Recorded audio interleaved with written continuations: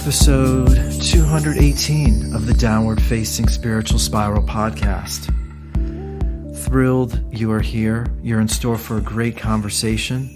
Gonna get right to it, a quick intro. My cats are napping, so I'm gonna try and record this one as quickly as possible so they don't invade the recording studio. Yeah, you're in store for a great talk. I welcome Brett Farkas to the show.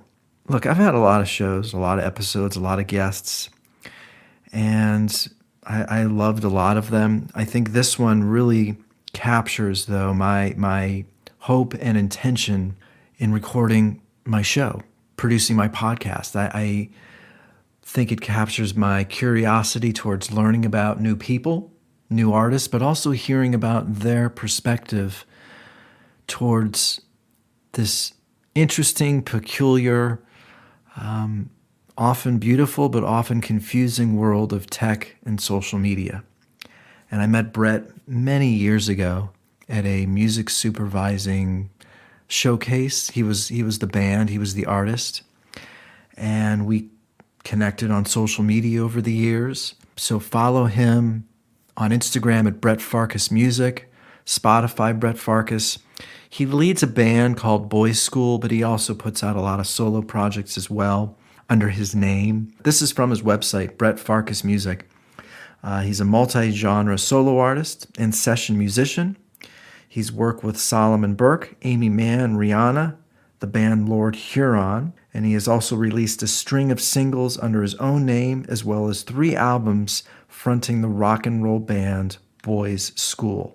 And yeah, I'm still really reflecting and thinking a lot about our talk. And I just spoke to somebody yesterday on the phone, and she was just talking about how Instagram and social media are creating a world where artists and creators feel like they have to be a particular way. And so I think about that. I think Brett and I talk a lot about social media, creativity, how social media has impacted the world of art.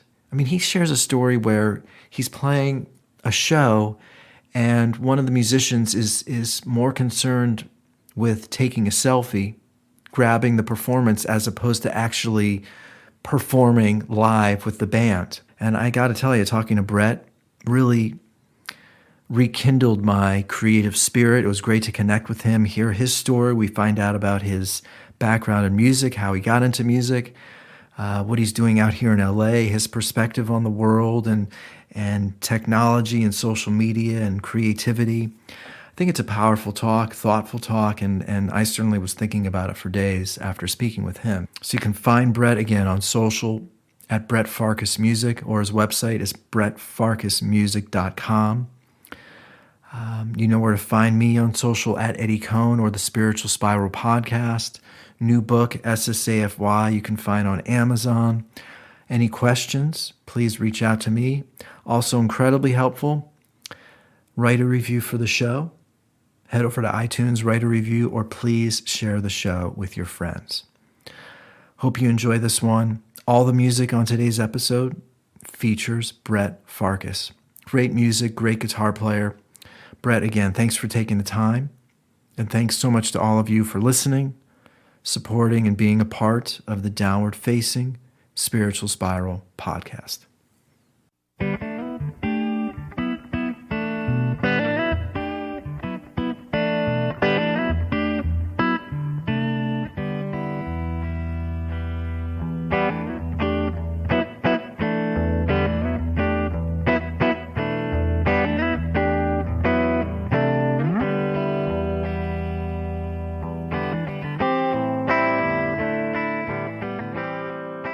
Hey, Eddie. There he is. What's up?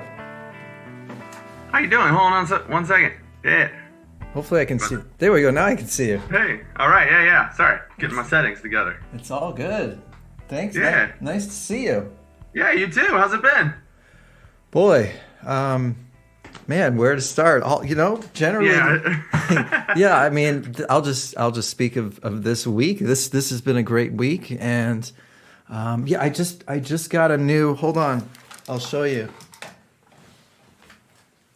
I'm only going to show you just because you're a guitar player. I've had a Martin for like 15 years. I just got a Taylor acoustic Cool. about a week ago, and man, I can't stop playing this thing. It's great. Cool. Is it just real easy to get around on? Yeah, that's the thing. My Martin, it's like 15 years old, and it sounds great, but I don't know. Like it probably just needs a setup or something. So, but the Taylor just it does seem to play easier. So it's I guess that's so much of music. It's got to be easy. Yeah. Different guitars just kind of bring different things out of you. Yeah. So Yeah. that's sort of been my world the last, like, I don't know.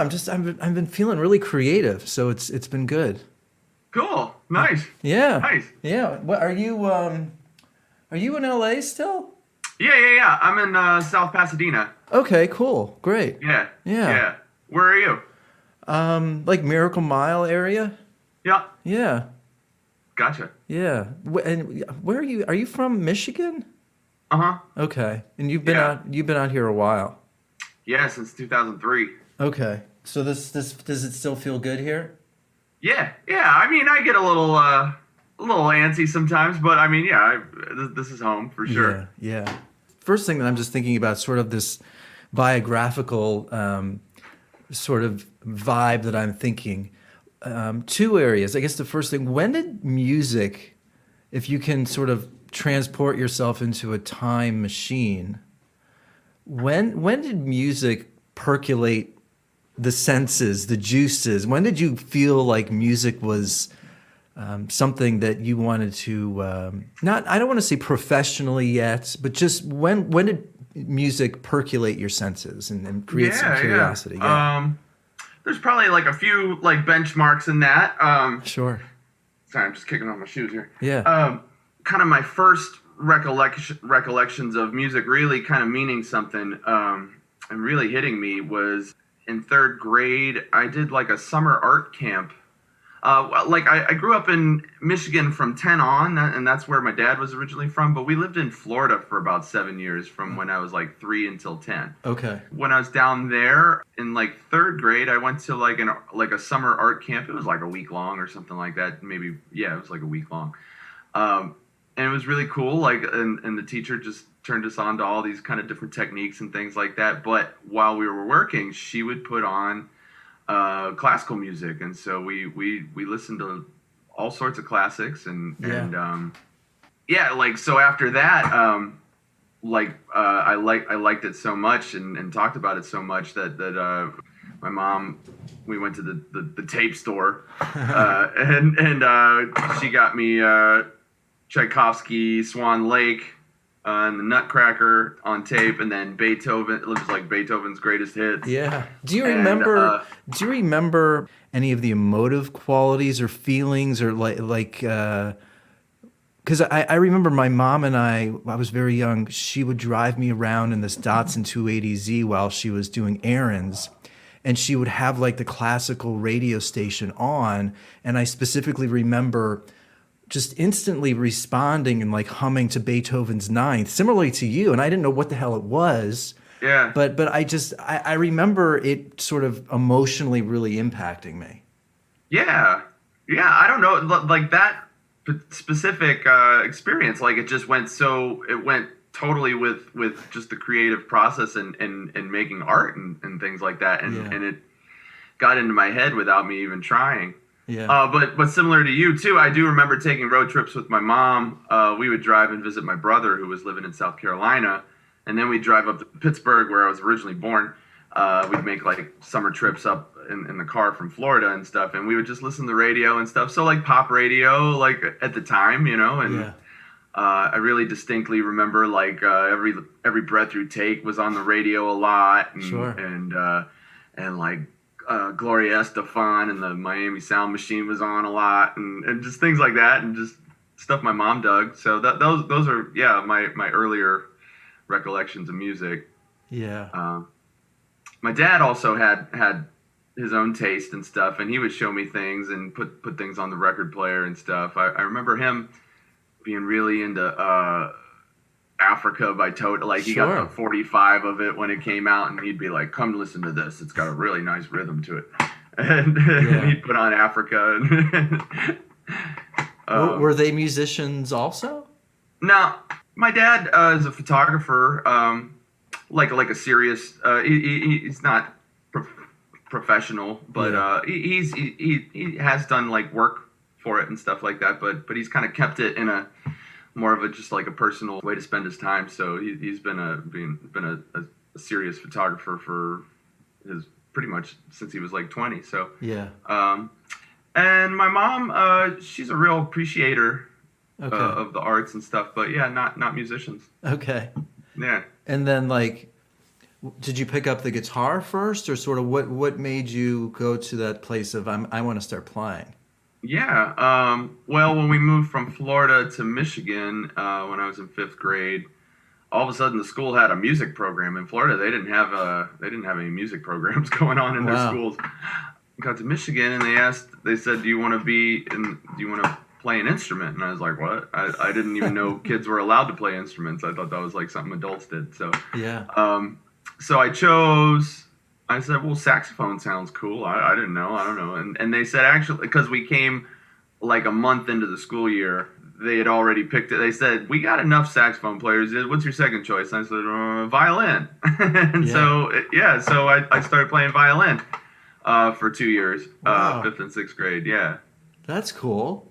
yeah. Do you still play? No, Okay. no. That stopped. Like I mean, so yeah, and then around fifth grade, like. And that summer after fifth grade, that's like 91. I distinctly remember the summer of 91. I was home alone. My parents were working, Uh-huh. and I'd be home watching MTV. Sure. and all of a sudden, I just wanted that violin to be a guitar, and so I started Okay. pretending it was a guitar.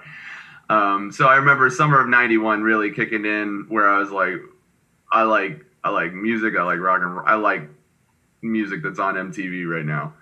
Yeah. So yeah, It's funny. I have strong memories and recollections of that time between 90 and 2000. You know, I think I'm a little older than you probably, but it doesn't even matter. It's because you had MTV, you had Jeff Buckley, you had Seattle bands and Pearl Jam and Nirvana, and it's funny. I was a piano player, but then the '80s came along and like Van Halen.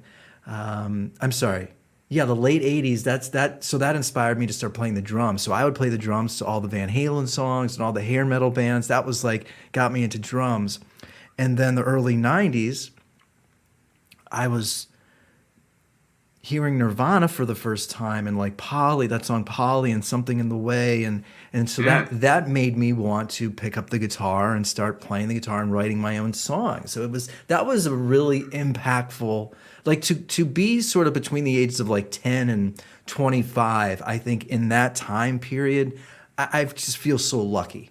yeah. A lot of things like really came together. I think. I mean, Uh-huh. because it was still like MTV was still playing the stuff from the 80s. Yep. Like Guns N' Roses was big on Oh, yeah. MTV still, but Yep. but then like by end of 91 and early 92, like all that like Pearl Jam and Nirvana started really getting popular. Soundgarden, Alice in Yep. Chains, and all those bands got kind of lumped together, but as grunge, but they're all so different too, and they're all so original. You can and you can hear where they kind of came out of too. They all sound kind of like they were into things prior, but they spun it totally different, and they were all so different from each other. It was kind of silly, like how they got all lumped together just because they were from Seattle or whatever. But Yeah. Yeah. No, that it's weird. I want to personalize it a bit with you, but I do contemplate and reflect back on that time period and how,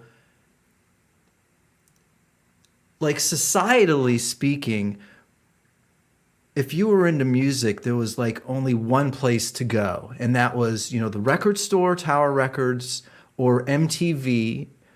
And that was about it. That's like how you found out about music. And I felt like culturally there was such a cultural connection to the Seattle music. And then obviously you had hip hop in LA and New York, which was just exploding then. Yeah. And I guess I do sort of correlate it and compare it to sort of now in music. And it's like, I think there's this, it's, the Smile, the Radiohead sort of offshoot band, just came out with a record a few weeks ago. I just started checking that out. Yeah, that's cool. It's fucking great. Yeah. And so I sort of like think about, I remember when OK Computer came out in '96, and I remember when Nevermind came out, and I don't know if it's because I was sort of like in college or, which look, that could explain it all, but there did feel like there was this sort of collective happening where we were all sort of congregating around a creative entity and collectively responding to it, and it sort of like created this almost crescendo culturally. And now it's like I'm sort of on my own path. Like the Smile came out. I think it's great. But it's hard for me to sort of get this cultural connection going on because everybody's sort of on their own algorithm path. Yeah. I don't know. Am I making any sense? Absolutely. I mean, maybe we're just too old. Yeah. Like maybe the kids are really tapped into it. I don't know. Or maybe the Smile makes sense to you and I because it sounds kind of like what we came up on and stuff. But it's hard to try and understand as an older not that we're old, but like as an older person when bands are in their late teens and early 20s and the fans are it's music, rock music or whatever popular music is for the kids and we shouldn't know about it, I guess. Yeah, sure. So who knows what but I feel a little bit like there's a little bit lost and like maybe everybody's kind of just on their own. Maybe there's so much to grab from at this point, and we're all just so kind of like confused in this internet. It's a beautiful thing and like a really like you just get confused because what's it called, option paralysis or whatever. Yeah.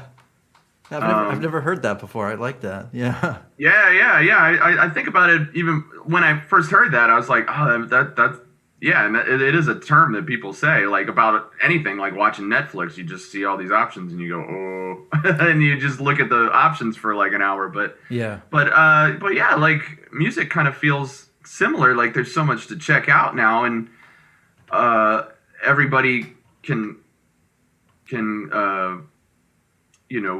put their own work. Everybody can make music at this point, which is a beautiful thing. That's an amazing thing. It's at everybody's fingertips, and why shouldn't it be? All the technology is so good to where anybody anywhere could be making their own music and putting it out, and then have access to check out anybody's music across the world and check out like old classic records and like the 20 other records that group made that you never got a chance to have your hands on. That I think I'm still discovering music that came out a long time ago, like of some of my so-called favorite artists that I just never had a chance to check out those other albums, so it's a cool thing.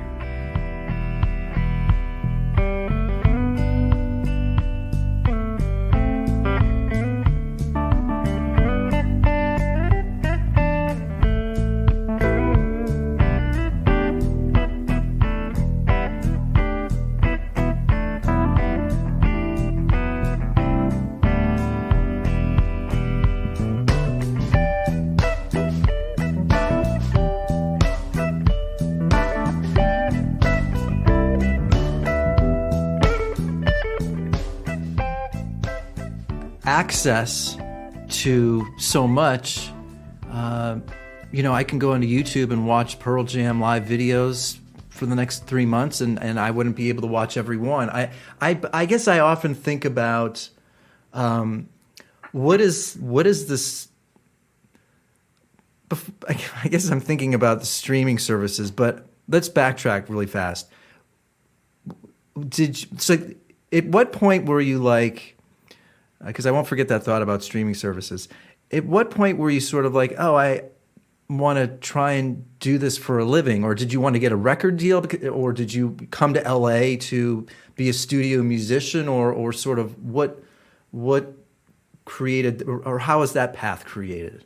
Yeah, like in high school, I started really taking music really seriously, and I got into all I was into all sorts of music at the time. I was into punk and rock and roll, but then I got into blues and jazz and soul music. And Detroit has such a lineage of all of that. Yeah.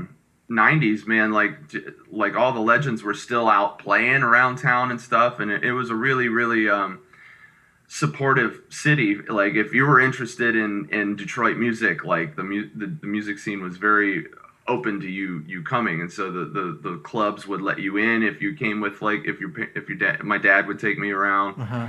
and we'd go to see blues legends and jazz legends, and a lot of the Motown session players were playing around town, and just real casual bars and things like that. But they were always like, if a young person wanted to like learn about it and see it, and they always had a thing like, just don't be trying to get a drink at the bar and you're good. Right. Come watch this music and meet these folks.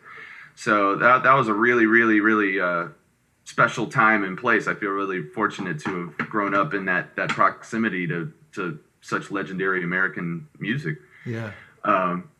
And so throughout high school, I got more and more serious about it. Started taking lessons, like jazz guitar lessons. I mean, yeah, I while I was still like into punk and playing and playing funk and rock and stuff like that, but got into playing jazz, and I started taking guitar lessons with a guy named Jake Reichbart out of Ann Arbor.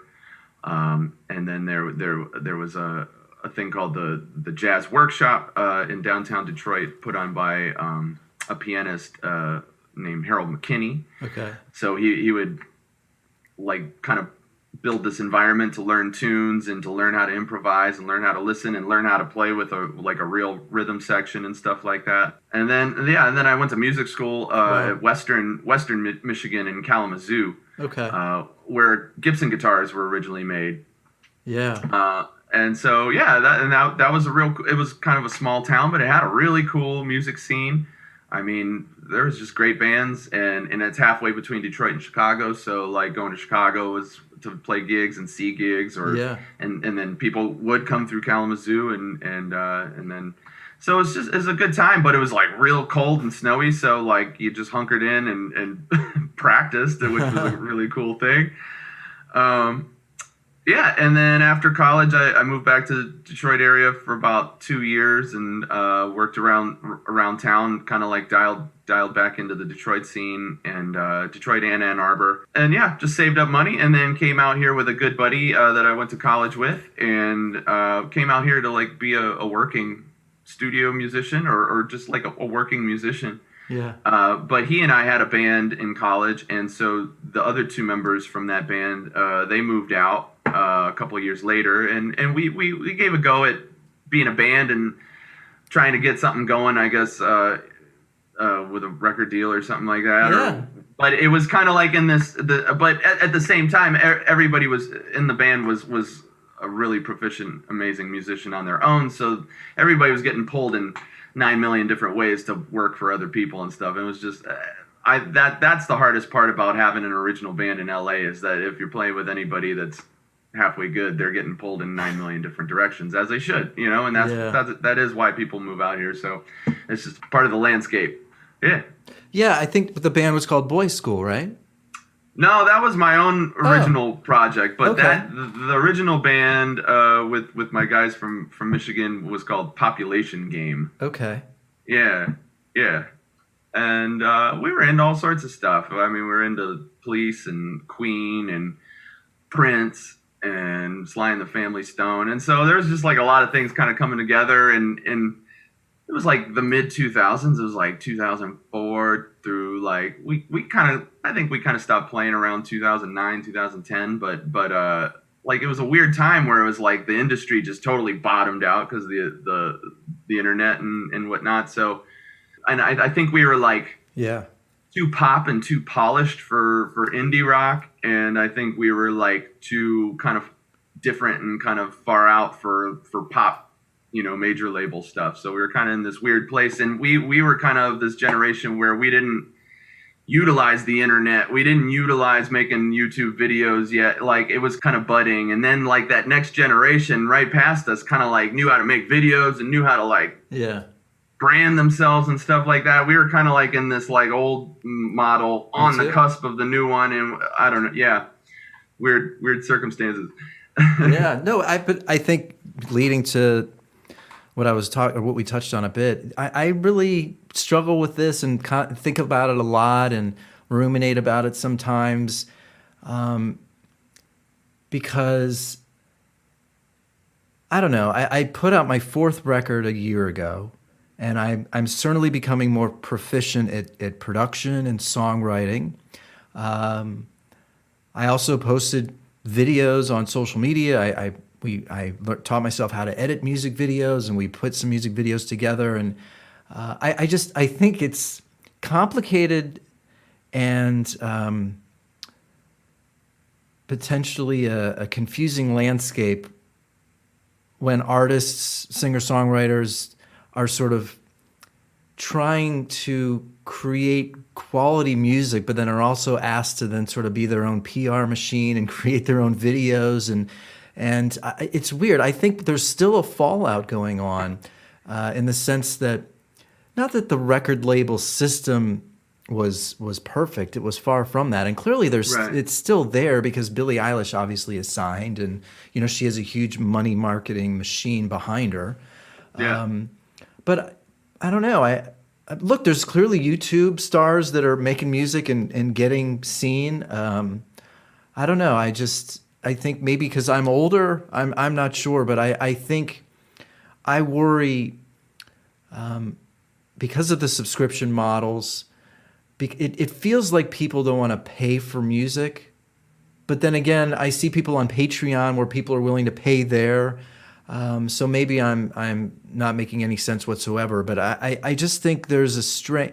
I think just this subscription model, even with movies, it feels like people don't value art potentially, but then I also think it's confusing for artists to be asked to do so many things. It's strange. I don't know. Am I making any sense here? Absolutely. Yeah. What are your thoughts?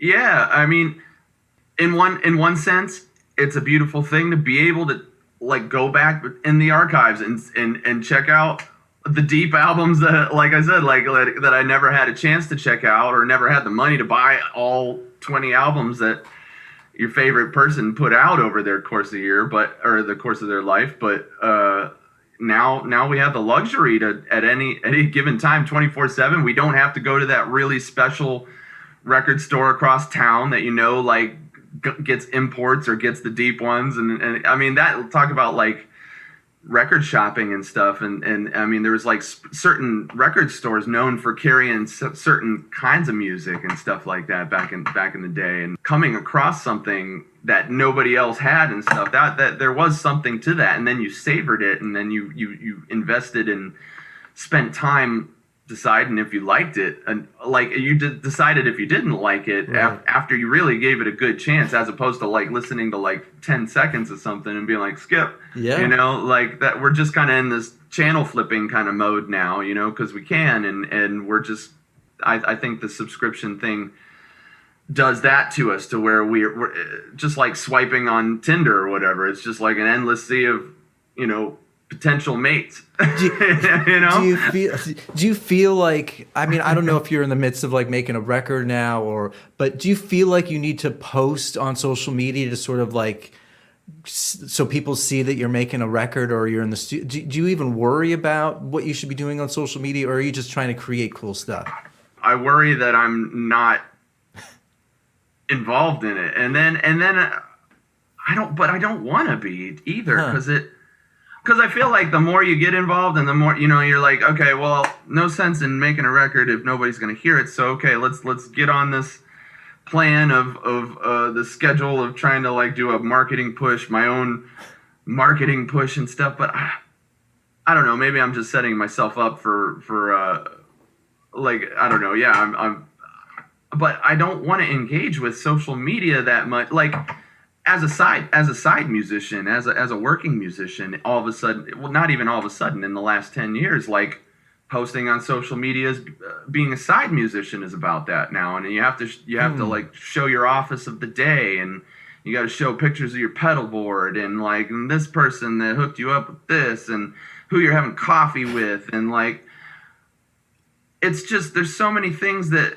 are now like this like topical thing that like none of that used to be about it. It just used to be kind of like this thing that went on over. If some people found out about it, it was cool. Like that's what I liked about being a side musician is you didn't have to post about everything you were doing. It was kind of like my job, and there's things that I'm constantly proud of, but it like the people that were close to me knew about it. But the minute you start taking out your camera in the middle, like that's just what's weird about being a working musician, let alone an artist or whatever. Yeah. But like as a working musician, like, you know, people are pulling out the phone and taking pictures like in a rehearsal and see what we're cooking up today.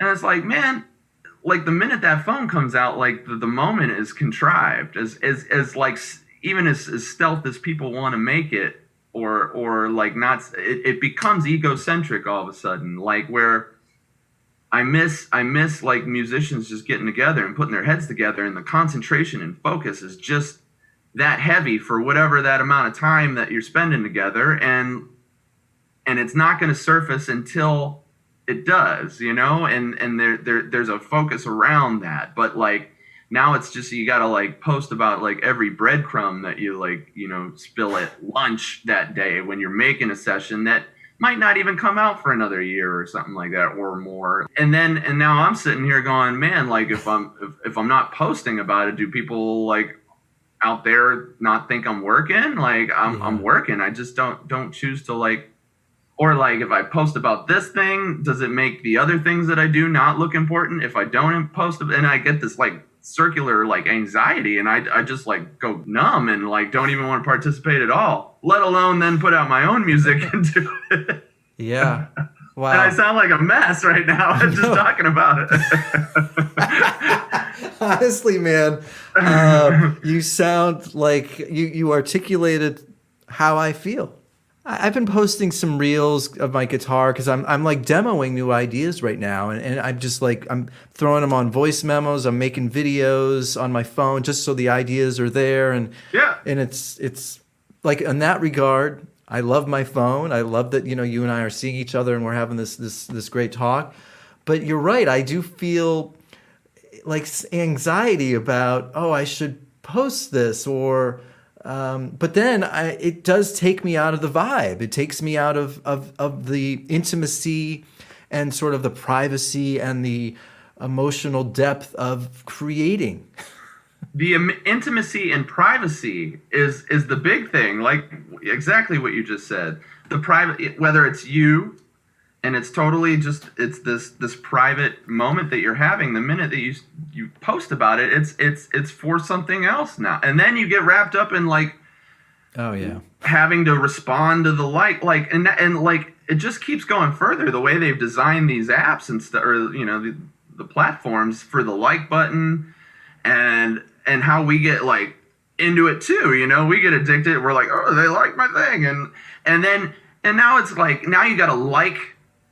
There's like etiquette around like liking, like you got to like when somebody likes your thing, and it's like it's like a thank you and stuff, and it just becomes this never-ending waste of time. Yeah.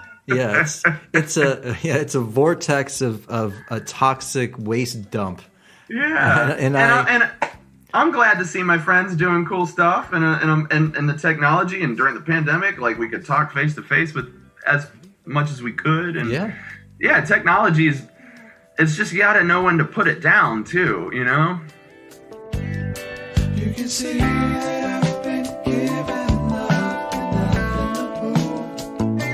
Well, I know exactly what you're thinking, and I know exactly what we should do. A special lady, heart so true. When I'm waking up to you, it's the only time that works so right. After we wake up off the bed now, it feels like for social media and Instagram to quote unquote work, I'm going to have to do more than just post a reel once a week. I'm going to have to post one every day. Yeah. I'm going to have to post 5 to 10 stories every day. I'm going to have to scroll and like other people's stuff. So I'm sort of in this precarious spot with social media, or almost probably a meaningless spot, where it's not going to do any good for me to post once a week, because sort of your analogy and what you were talking about, I know emotionally if I did become that person where I'm posting 10, 15 stories a day, posting a reel every day, I am going to be communicating and holding my phone and getting feedback, and it's going to completely take me out of the world of, I just want to make some fucking cool music. I want to get better at what I'm doing. I want to get better at the guitar, and like that to me is more important. So I guess I've sort of resigned to the fact that, you know, I'm going to keep making good music and hope that I meet Taylor Swift's producer, because maybe I'm writing some music where she and I can collaborate. That world, I guess, to me seems more realistic and interesting than becoming more known on social media. So that's sort of where I am. I don't know. Where are you with, like, where have you gotten to a place where you feel good about yourself and it, if you have? Yeah. I guess the same thing. Like it's not just putting a thing up once in a while isn't the thing, you know. Like if you do want to get your social media, like what you hear is like, you know, and they give you these checklists of how to like court the algorithm or whatever. Mm-hmm. And like chasing an algorithm is just not how I want to spend my time. Even and maybe that's just something I got to suck up. Like as like, okay, you want to be a musician in 2022, you got to be real comfortable with social media, and it's just part of being a musician at this point. And it is a cool tool, like, because it really will, like, if you get it going, it'll put you out there. Does that translate to people checking out your music? Does that translate to people like hiring you for things? Does that translate to people wanting to pay you for private music lessons? I don't know. I guess I just put it up there as a reference of like, this is something that represents me if I'm jamming on something that I just like and I want to put out there once in a while. The weird thing that I see is like how practicing along to an album or to a song has become something to watch. Like whether it's like somebody doing a transcription of a solo or just playing along. I don't know how playing along to an album became something to follow, and like all of a sudden you're a serious musician. Like that's something that you do to become a serious musician. Yeah, that's what we do, but that's not something that you demonstrate as a performance. That's just, and maybe that's what the internet's become, is like showing the whole process. And yeah, you get to hear people's practice techniques, or, you know, there's some people that put up warts and all. I appreciate those people, or just like, hey, this is what I was shedding today. And like, everything's kind of become this just constant show and tell. Yeah.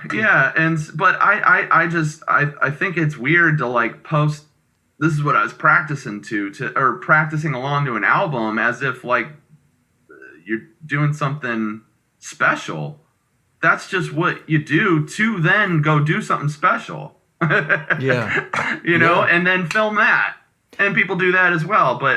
And then by the time I get to a gig, like I'm just like so like done. By the time I set up and plug in my stuff and all my stuff is plugged in right, I don't want to mess with a phone and get the angle. And like, I just want to play music and it's like, chill. Yeah. But then like somebody's like, and man, it drives me nuts when you're playing and something's feeling weird and you're looking over and the cat's trying to get an angle of them playing while you're playing and you're like, wait, that's happened like at a live gig? Oh yeah. Fuck.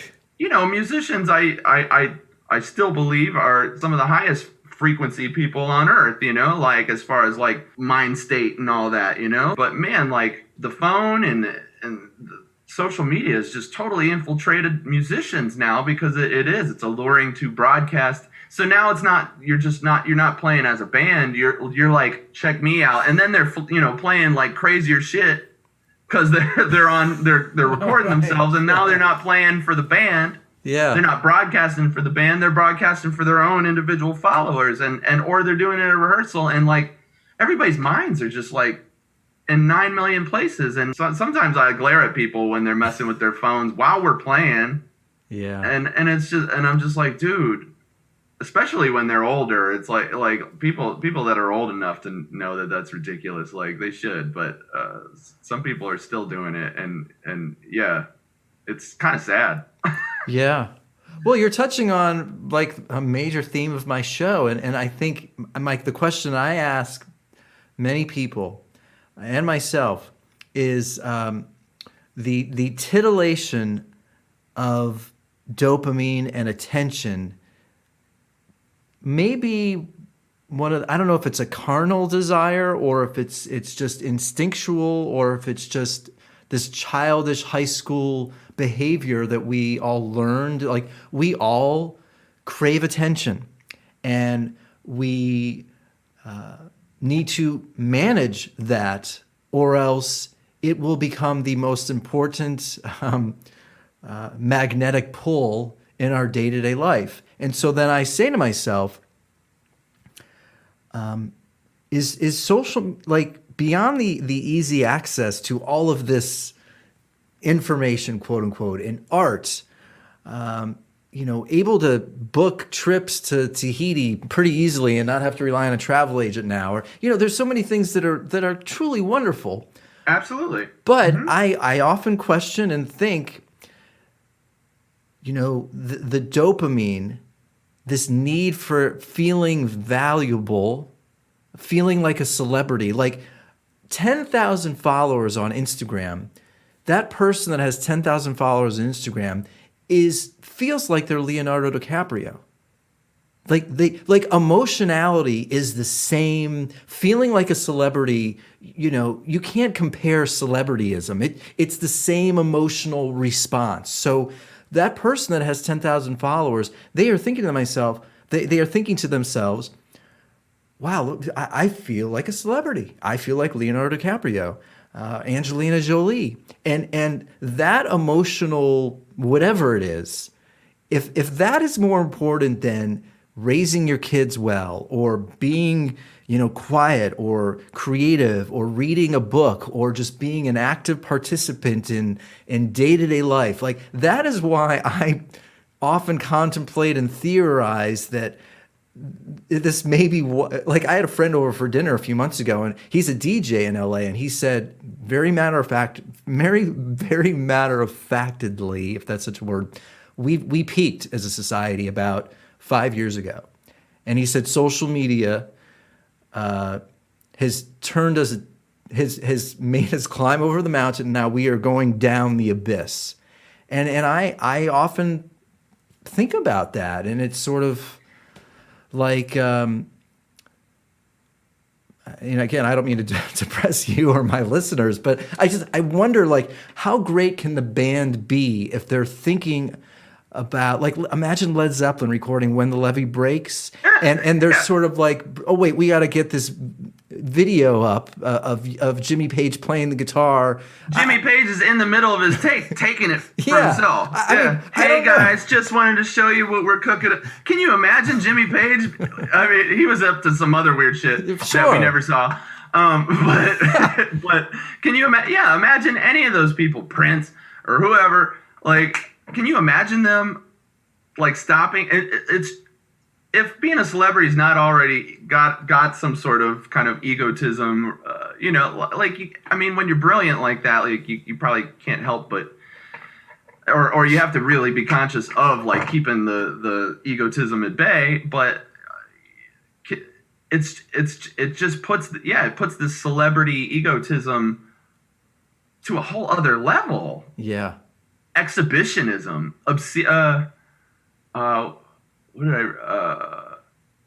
something like obscene exhibitionism is a phrase. Well, yeah, and often I'll like see things on the news or television or something a calamity happening or somebody needing help, and instead of people going to this person to help them, they're all shooting video of the incident. It's weird. Like, we have become so, I don't know. I often think, like, God, how feeble are we? Are like, believe me, I resist, Brett, the temptation of technology every day. Like, Yeah. I'm reading the new David Sedaris book. I spent the last 4 years writing a book about this very thing that you and I are talking about. The first year of the pandemic, I was basically out of work. I was getting unemployment. I could have watched 10 hours of Netflix a day. I spent that time recording a record. Yeah, I mean, and I'm not doing this to be different. I'm doing it because I know how easy it is to go down that path of just being drawn into minutia. Mm-hmm. Yeah, I mean, I don't have a question. It's just I think we all have to ask ourselves, what do we want to do today? Like, do we just want to waste it scrolling, or do we want to, like, grow and be deeper and enrich, find enrichment beyond just getting attention and a hit of dopamine? I don't know. Yeah. It's what yeah. Well, and the audience also, like, their participation. The audience participate. The whole. I mean, it's cool that like people are rebroadcasting shows and performances and stuff like that. But, like, as a a musician on the LA scene or whatever, like, you go out and personally, I want to hear my friends. I don't want to take I don't want to take video of them, other than everybody appreciates when you do take video of them, because then you can repost it, because, like, especially if you're, like, forgetting to set it up yourself, or too modest to set up the camera. And so it is nice when your friends do that for you. On the other hand, man, I feel like the minute that I pull out my phone to take video, I'm not there to watch them, and almost like there becomes this currency of me posting it, like, so what they're doing then becomes, like, part of my identity, and see where I was today, and like, and then I can attach my identity to them, or like absorb it into my own brand, and it all becomes, like, so superficial so quick, and so I hope my friends don't mind that I don't post them playing. It's because I'm watching them play. Like, I don't know, and I just, music is so vivid to me. But, like, I don't know, I just want to hear my friends. And the minute I take out my phone, it becomes not just like, oh, okay, I'm going to get some video for them because they'd appreciate this, but then there's like 9 million, like, psychological circles that go on in my head. Yeah, I don't want to get likes for posting their thing. I had nothing to do with their thing. I just watched it. Yeah. Like, and it's just getting so strange, like, how people are taking credit, like, people are getting credit for things that they're not even doing, or I don't know. Yeah, just the experience of taking in music has gotten so muddled up by other things, and man, have you been seeing the word immersive going around? Yeah, of course, yeah.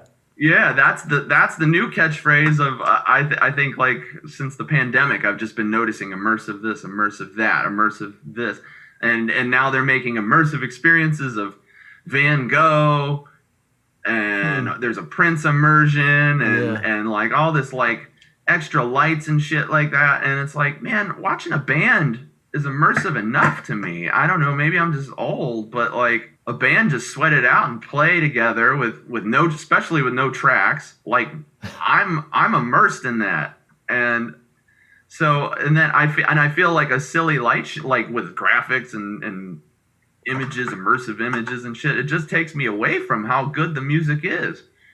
And I don't know, like, for Van Gogh, I didn't see it, but I feel like I was just kind of anti it, the Van Gogh immersive experience. I'm like, if looking at a Van Gogh that's this big isn't immersive enough to you, like, maybe we should recheck our idea of an experience.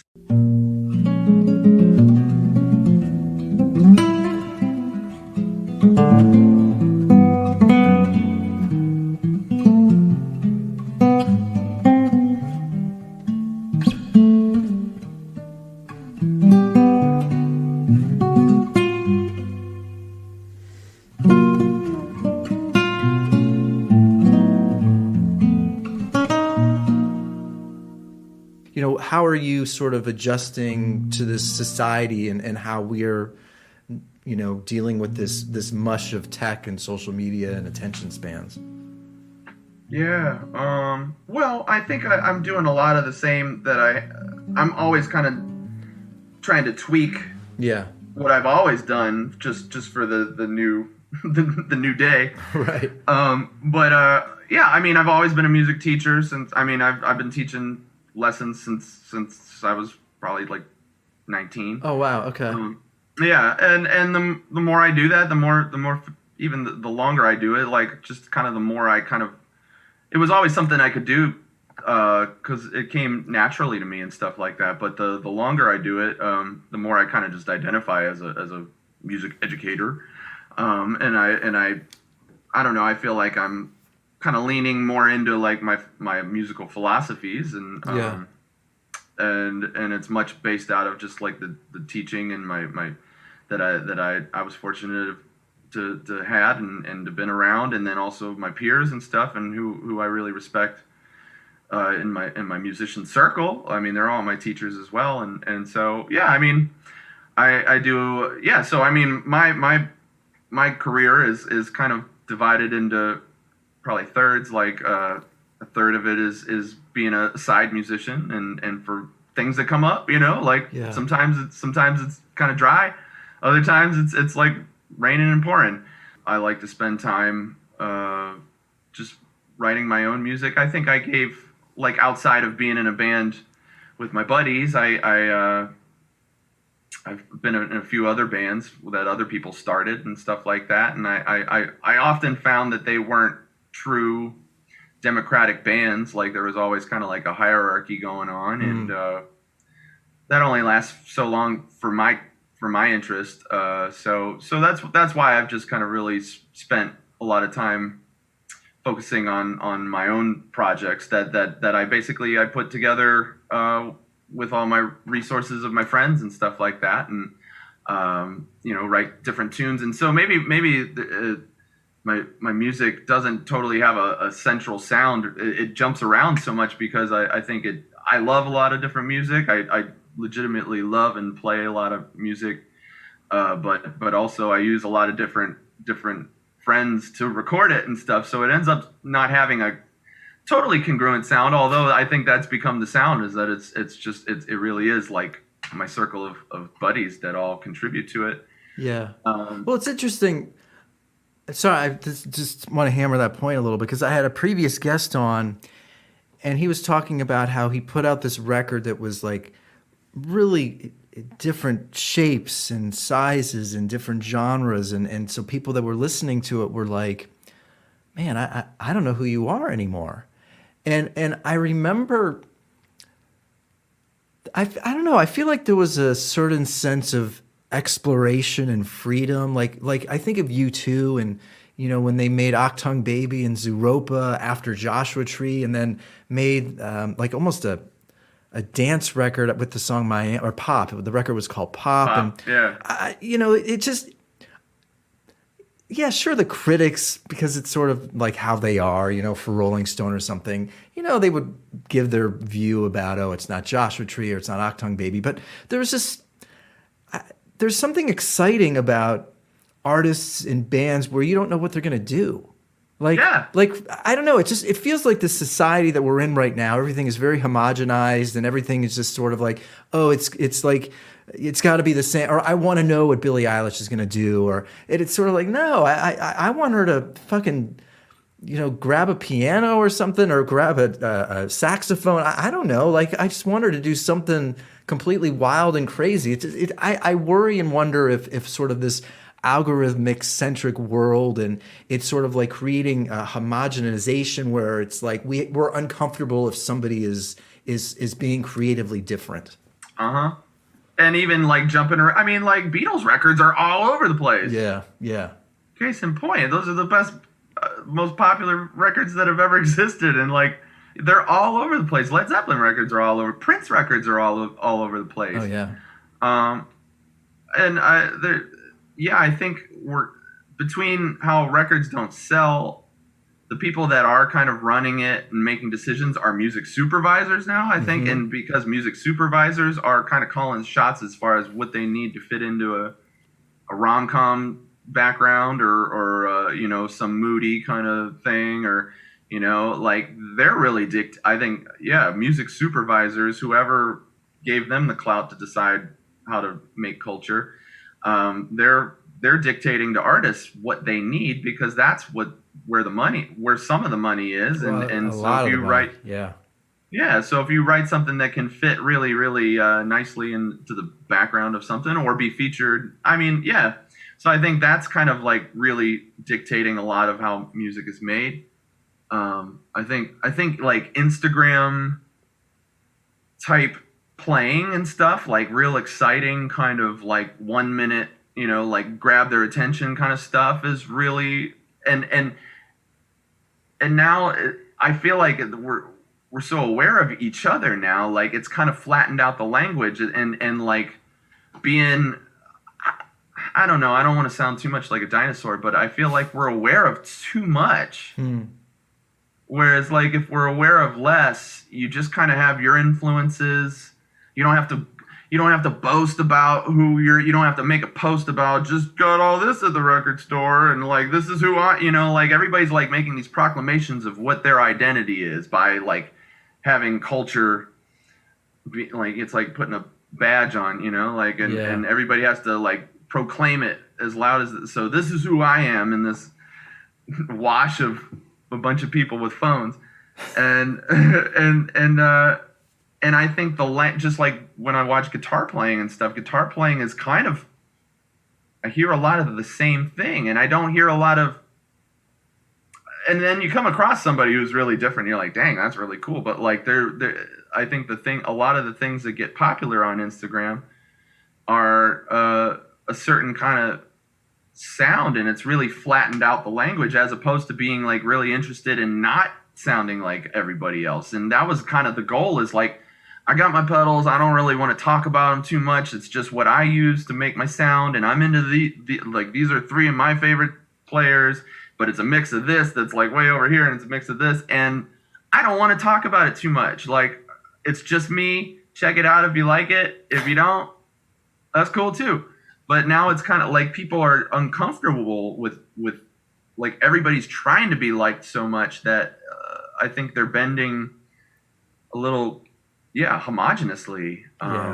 You know, or where singers, they all like you don't hear a lot of singers that sound totally original at this point. It's kind of like American Idol or something, like flattened out the language into this like acrobatic kind of pseudo R&B kind of voice. I'm not knocking R&B. I love R&B. I'm just tired of hearing singers singing pseudo R&B. I'd really like to hear somebody just come out with a fucking weird ass voice singing some weirdo tunes. But I feel like everybody kind of sings like Adele or John Legend or you know, somebody. But you know, and everything, music is always stemming out of something. But I think like it's just like more music is like stemming out of all the same things at this point because of the access or something. We're aware of too much. Yeah, it's weird when I put on an Adele record. The vocals are too loud, and it makes me feel very sleepy. And when I listen to John Legend, his first record, it had the song, da, da, da, da, da, God, I used to love you. God, that record was it was his first record. I think Kanye produced a lot of the songs. That record was great. I think it was "Used to Love You" was the song that was like kind of the hit. Man, I love that record. And then what's happened to his songwriting and his music? I'm just like, God, it became so boring and homogenized to me. It's like so pretty and clean and so uninteresting now to me. Pretty and clean has really become like you can't put out an album that's got, and bands that got to play with tracks, and you got to present your album, you know, your songs exactly like the album, or you feel like I feel like artists aren't giving the audience enough credit, like to be able to listen to something that doesn't sound like the record, and that has become the industry standard, is to go and recreate the album in front of people. So playing with a mess of tracks and not sounding on the fringe at all. Like I don't know, like a band sounds really good when you know that they're tight, but they're also pushing, and it feels like it might fall apart, but it doesn't. You know, like that's as cool as it gets to me. Well, it's interesting. Like I think of like the White Stripes and Jack White. Like there was something about just the two of them where it just felt like at any moment it could just like explode or run off its tracks, or you didn't know what the fuck was going to happen.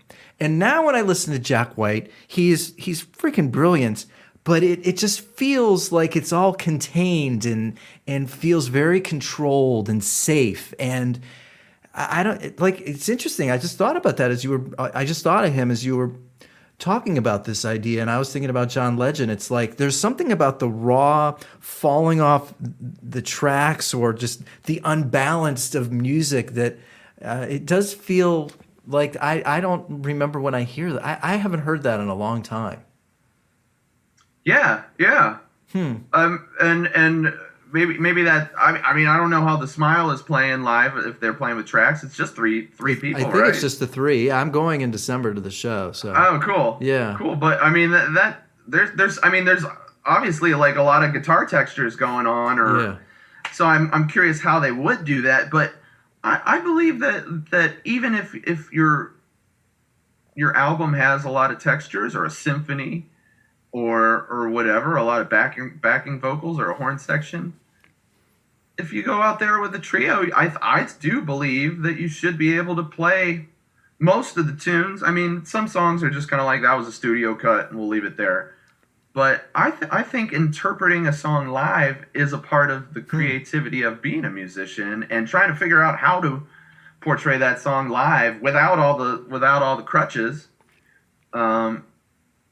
Whether it's like another instrument picking up more of the slack, or you leave them out. Like I think you don't have to play everything. It doesn't all have to be there. But the minute you start playing with tracks and stuff, it just, you're then getting dragged along by the computer. And I know there's a lot of benefits to playing with it, and I've done it in every sort of fashion, like from the jankiest all the way to the highest, like two people manning the computer. They'd rather pay two computer operators to go out on tour, like, and make sure that two computers don't go down instead of paying two extra musicians. But whatever. And or certain music just doesn't sound right when it doesn't have like a drum machine playing. I'm not knocking drum machines, but like, I don't know, you start putting all the background vocals and the ethereal atmospheric shit in there, and you're just getting dragged along by the computer. And for me, playing to that, I don't care how good the setup is or whatever, or how minimal it is. It's like you're more performing a service that instead of like performing expression in front of people. And there's nobody has to pull the weight anymore. The weight is already going without you. And so you get done playing a show like that and you go, man, I don't feel like I did anything. I don't feel accomplished right now. Yeah. Where you play a gig with some people not on a click or not on tracks, and you're all in it together, and one of you starts wavering and the other has to kind of like reel you in, and there's a teamwork to that, and then so you get on that same train, and God, I consider that like meditation. The closest thing to talking to God is getting on that train with 3 other people, 4 other people, 5 other people, whatever, how many other people, a whole orchestra. If everybody's moving together, that is a feeling that I don't think many people experience in the world very naturally. And so I feel like I'm constantly chasing that feeling, and I get really frustrated when I can't get to it, when I know that it is possible, and sometimes I get done and I'm like, God, I was just not in the headspace, or there's a lot of factors that get in the way of getting to that spot, but like it's always the goal is to kind of get there. And I feel like it's present, it's available to if everybody else wants to do it. But I feel like that's getting further and further away from musicians at this point. The more that they start going, well, we got to play on tracks, it's an industry standard, or we got to make the audience like listen to it's got to sound like the record. And I'm like, no, it doesn't. Talking to God in front of the audience is what we need to give them. and like that's going to move them more than hearing the record that they're going to be not all that interested in next week anyways, because they're just consuming it anyways. Yeah. I don't know. Yeah. I was, man, you've really shed a light on a lot of things that I think about. And I think I want to talk, I have to make a point about, you brought up music supervisors. Did you watch the most recent Stranger Things? No, I haven't. No. Well, there's, in the quote unquote news was one of Kate Bush's huge hit songs. I forgot the name of it all of a sudden. Is it Running Up a Hill? Yes. Yeah, so yeah. the music supervisor used that song profusely throughout the season. And sure enough, that song just like shot up the iTunes charts because people were being introduced or reintroduced to this song. And so there was a couple articles talking about the prowess and sort of the quote unquote influence of music supervisors, and just saying how, essential they are to the creative world and to musicians. But there was an article that came out in the New Yorker where it was talking about how it's not the same thing. And it's presenting a song through a show, through a music supervisor. I guess her point was that it felt fabricated or sort of preordained or predetermined, or it's sort of like force. Somehow it was different than a DJ or different than a culture responding to a song on the radio for the first time. I don't know. And to sort of your point about music supervisors, like I remember 20 years ago when I was pitching stuff to music supervisors, it was so easy to get them songs because they were looking for indie artists and bands were making their money through record sales and touring. But because record sales are gone, those music supervisors now, and I often look, I don't know, I'm theorizing here, but I think there's a lot of payola going on now, not with radio stations, but you gotta believe these record labels or companies or big time managers are payoling the hell out of music supervisors because they know that this thing that happened with Kate Bush could happen anywhere. Mm-hmm. It's something that I think about. Yeah. Or it's like one person who's got kind of their ear on the beat, or whatever. Just that's an awesome song, and it has been that Kate Bush has been like getting like kind of having. I've just noticed like people more and more people talking about her pretty gradually over the last few years and stuff like that, and so it just seems like this music supervisor was kind of like in on that trend. I think that was like a rising trend already, and then they just basically curated it for the absolute mass pop, which that song should I mean Kate Bush should be immortalized like that, but it's like this pure it's like we're alleviating our own imaginations to these music supervisors to curate. Everything's curated now, so you don't have to think for yourself, so you don't have to put anything together for yourself. And now, like, you just basically subscribe to this one curator or influencer, and then you can attach your own identity to just being like, yeah, I follow this person, and like, I don't need to think. And yeah, like a song being put into a show, that's already coloring your imagination. Your imagination's got, now you can't make a picture for it in your own mind because now it's stuck to Stranger Things. And I mean, I shouldn't talk either because there's so many songs that I heard for the first time in movies, I mean, I was 11 or something when Wayne's World came out, or 12 or something like that. Yeah. So Bohemian Rhapsody wasn't on my radar until Wayne's World came out. So, and part of the things that I see in my head is still Wayne's World, the dudes banging their heads to it and stuff like that. So I can't talk, but I do see where I guess music is just being kind of all the entities for our own imagination to like kind of go wild on the music in our own mind, or being filled in by whoever's kind of at the helm of that, which is cool in some ways, and then it probably limits us in other ways. I don't know. Yeah. So I guess then my last question, which will piggyback off of this last point, what do you? Because I agree with you. I think I think we are becoming lazier as a culture. Things are being spoon fed. There's a level of curiosity and active participation in our day-to-day lives that no wonder obesity is like so overwhelmingly high. People are literally lounging and watching reality television shows all day. So I think we as human beings have to be so in tune with getting off, being active, remaining curious, because the algorithms are so powerful that you literally can just be spoon-fed. You can get food delivered on Uber every day. I speak to people where literally they're using Uber. Are they bad people? No. But are they, limiting them?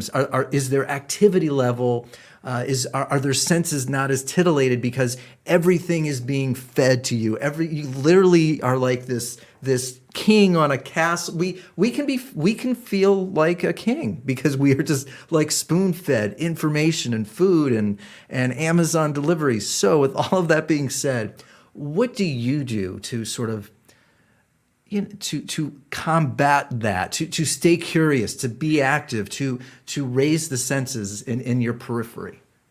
Oh, yeah. Well, like you said, it has to be a real course of action for it. You have to be aware to do that in the first place. I'm just talking about psychologically and with our mind, let alone fitness. But yeah, like just keeping our minds. You have, like we said earlier before, like you got to know when to shut the technology off. Like, yeah, it's a beautiful thing. We can get anything at our fingertips anytime we want. You don't even have to wait for like the hours where it's open. Like stuff is open and Right. made to serve you. We are in a pretty wild time. The Enlightenment has arrived and maybe gone too far. But yeah, I don't know. Psychologically, I try to balance not being wrapped up in social media. I also don't want to participate in it. It feels synthetic, and so I genuinely value having conversations in person and conversations that are curious and like pose really thoughtful questions with openness and stuff, without any sort of opinion. Well, everybody's got opinions, but without imposing an opinion in the first place and stuff like that. So that conversation can circulate and stuff. I'm really big into and understanding what shuts down a conversation when I'm out and about, and I try to really identify what did just shut that why did that conversation go so off, Right. And so I try and analyze those things, but I don't know, I'm constantly trying to check out new music, but also like not just consume it, but like stick with it and stay with it for a period of time, and where I like the old days where you just sat with an album for a little bit. But yeah, I was studying psychology during the pandemic. That was kind of my project. I was a little burned out on music, to be honest. So when the pandemic came, I was like, I'm cool for a minute. Okay. Yeah. So then I started taking psychology courses online at LACC. Wow. Which was awesome. It's changed my life, and it was like private therapy itself, just getting to think about such heavy things and stuff like that. And I'm back at music and really enjoy just staying busy and stuff like that. But reading psychology was really cool. Yeah. And yeah, I like to ride my bike, and I always have a good thought and mull over a bunch of stuff while I'm riding my bike. I just try and do things where I'm mentally engaged and stuff, and not doing stuff to just project on Instagram or whatever. I feel like so many activities get kind of bogged down by people trying to catch the shot, or like make sure everybody knows who they're hanging out with or what they're doing and stuff like that. And I really choose to not do that in those perfect situations where it would be a great Instagram story or whatever. I actively choose to not do that as rebellion against this wave. Yeah. Yeah. I don't know. Brett, this was great, man. This was Yeah. Real, no, I want to keep talking. I want to, share some, like if I have a song or something that's like needs some other guitar or something, or just a set of ears, I'll send it your way. I'd love it. This has been, yeah. I just feel very, very like-minded and similar to how you view the world, and your curiosity and wanting more than what we're given. It was really great to get to know you better and talk further about all this stuff. Yeah, likewise. Well, I would love to get together in person too. So yeah. Yeah. You're near Pasadena? Yeah, South Pasadena. Okay, yeah. cool. Yeah, no, it would be great to see you and talk and just talk music. This was great. I really enjoyed it. Thanks for making the time. Absolutely, I appreciate it, and I appreciate all the questions. And same thing. It's really cool to talk to somebody that understands the same thing. And I think a lot of people are kind of getting to this point, and now we're so stuck in it now.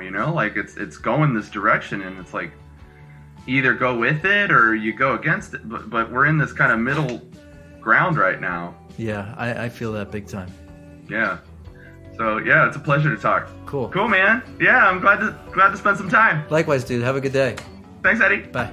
See ya. So I have a complaint. Are you really in pain?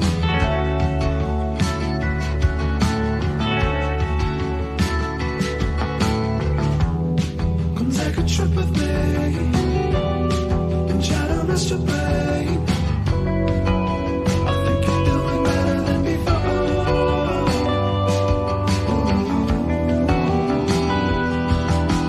Don't act that way, you could be so easy for you. Slow down, my friend, there is nothing for you to do. Don't act that way, you could be so easy for you.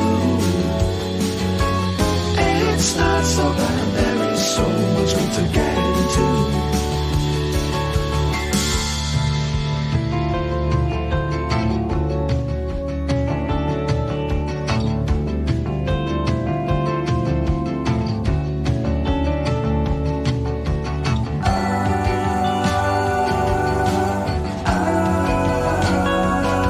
You know it feels so good to see you smile, enjoying things.